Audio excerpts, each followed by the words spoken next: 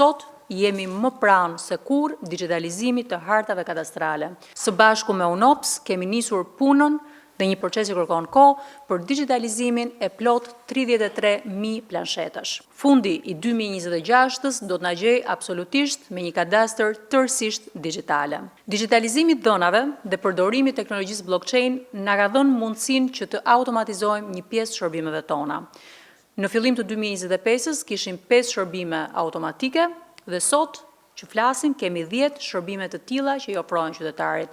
10 deri 15% e shërbimeve tona ditore gjenerohen automatikisht nga sistemi.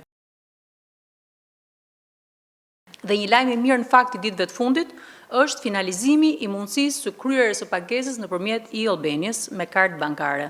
Një funksionalitet për cilin në fakt kemi punuar intensivisht me Akshin këto muajt e fundit.